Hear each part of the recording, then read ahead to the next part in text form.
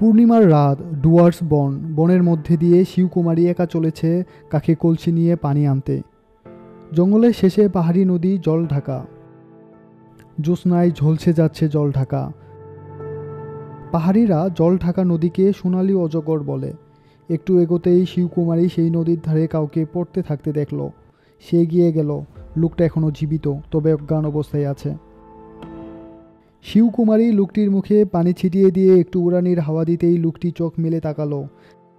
তার নাম মহিতোষ। ধীরে ধীরে উঠে বসল মহিতোষ। মহিতোষ মেয়েটির কাছে এই জায়গা সম্পর্কে জানতে চাইলে সে বলল, এটা নদীর ধার। নদীর কথা শুনে মহিতোষের মনে পড়ল সে আর অরবিন্দ পালিয়ে আসছিল। শালবনের মধ্যে অরবিন্দ কোথায় হারিয়ে গেল, তার আর সন্ধান মিলল না। মহিতোষ দৌড়াতে লাগলো। দৌড়াতে দৌড়াতে সে সামনে নদী দেখতে পেয়ে ঝাঁপিয়ে পড়ল পানির উপর। তারপর আর কিছু মনে নেই। কিন্তু এই কথা সে মেয়েটিকে বলল না। মহিতোষ খুবই দুর্বল, একা কোথাও যেতে পারবে না। জঙ্গল যেখানে হালকা হয়ে এসেছে সেখানে ভুটানিদের একটি ছোট বস্তি। দেশটা কিন্তু ভুটান নয়, বাংলাদেশের একেবারে উত্তরাঞ্চল। চা আর কাঠের প্রয়োজনও একটু দূরেই রেল লাইন, আর তার পাশেই কুলবীরের পচায়ের দোকান। চা বাগান আর কাঠকাটা কুলিদের প্রাণরস সঞ্চয়ের কেন্দ্র। শিবকুমারী কুলবীরের মেয়ে। শিবকুমারী অনেকটা কাঁধে করে মহিতোষকে তার বাড়িতে নিয়ে এলো। কুলবীরের একটা পা কাঠের তৈরি। 1914 সালের প্রথম বিশ্বযুদ্ধের লড়াই ফেরত লোক সে। যুদ্ধ শেষে সে দেশে ফিরে এসে জমি নিয়ে ঝামেলা থেকে মুক্তির জন্য সে এই ডুয়ার্স জঙ্গলে বসবাস শুরু করে। শিবকুমারীর বয়স এখন 19। দিনের পর দিন শক্তিহীন হয়ে পড়ছে কুলবীর, অথর্ব হয়ে পড়েছে। শিবকুমারীর এখনো বিয়ে হয়নি। বুড়ো বয়সে কুলবীরের অন্ধের জ্যোষ্ঠী সে। সকালে কুলবীর মহিতোষের থেকে সব শুনল। শিবকুমারীর কথাই কুলবীর তাকে আশ্রয় দিল। ধীরে ধীরে মহিতোষ শিবকুমারীর সেবা ও যত্নে সুস্থ হতে লাগলো। বুদ্ধিমতী মেয়ে শিবকুমারী। শিবকুমারীর কথাবার্তা এবং ভাবভঙ্গিতে আশ্চর্য হতে হয় মহিতোষকে। এভাবে ধীরে ধীরে প্রেম হয়ে গেল মহিতোষ এবং শিবকুমারীর মধ্যে। প্রায় সারাদিনেই তারা বনের মধ্যে দিয়ে ঘোরাঘুরি করত। কিন্তু রাতের বেলা যখন শিবকুমারী তার বাবার দোকানে সাহায্য করত, তখন মহিতোষকে এক প্রকার লুকিয়ে থাকতে হতো। মহিতোষের কথা এখানকার কোনো কুলি বা বাবু জানলে পরবর্তীতে সমস্যায় পড়তে হবে সকলকে। এখানকার সকলেই কুলবীরকে থাপাজি বলে ডাকে। এক সন্ধ্যায় বলদেও কুলবীর পচায়ের দোকানে আসলো। এসেছে অন্য মতলবে। পচায়ের তার নেশা নেই। বলদেও প্রতিপত্তিশালী লোক। যেমন কুটবুদ্ধি তেমনি নির্মম। তাকে ভয় করে না এমন লোক এখানে নেই। তবে শিবকুমারী তাকে ভয় করে না। এক সন্ধ্যায় শিবকুমারীর হাত ধরে বলদেও টাকার বিনিময়ে প্রণয় নিবেদন করেছিল। সজোরে চড় দিয়েছিল শিবকুমারী তাকে। সেই থেকে শিবকুমারী বলদেওকে সহ্য করতে পারে না। কিন্তু বলদেও পিছু ছাড়েনি। অনেকদিন তার কোনো খোঁজ ছিল না, আজ আবার সে এসে হাজির। কোনোভাবে বলদেও জানতে পেরেছে যে শিবকুমারী ফেরারি এক আসামিকে আশ্রয় দিয়েছে। সবাই চলে গেলে বলদেও শিবকুমারীকে সেই কথাই বলল। শুনে শিবকুমারী বেশ অবাক হয়েছে, কিছুটা ভয়ও পেয়েছে।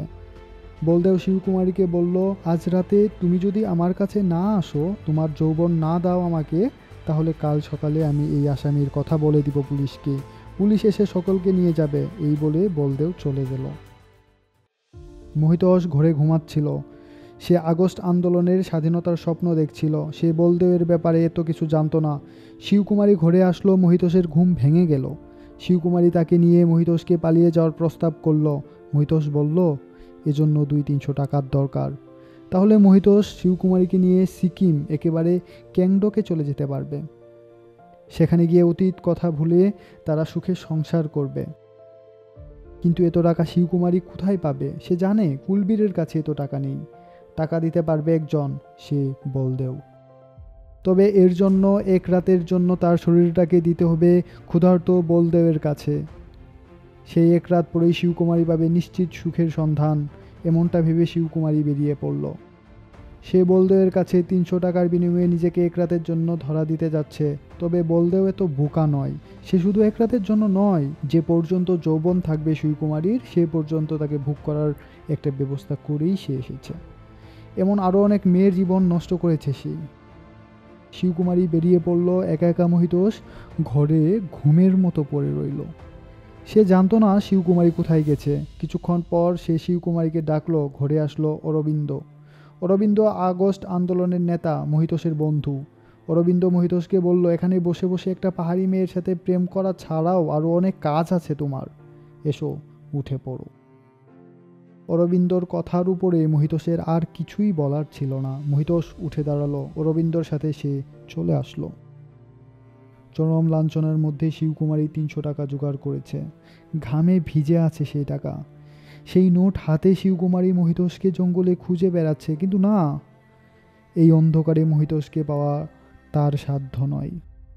জ্যোৎস্নায় নয়, শিবকুমারীর মনের আগুনে যেন দাবাঙ্গের মতো বনটা পুড়ে যেতে লাগলো।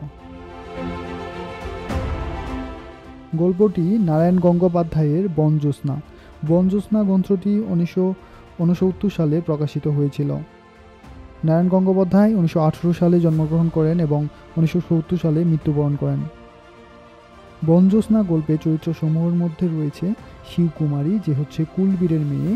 অন্যদিকে রয়েছে মহিতোষ, সে হচ্ছে সংগ্রামী এবং শিবকুমারীর প্রেমিক। অরবিন্দ হচ্ছে মহিতোষের বন্ধু, যে আগস্ট আন্দোলনের নেতা বলদেও, যাকে ভিলেন চরিত্রে দেখা যায়।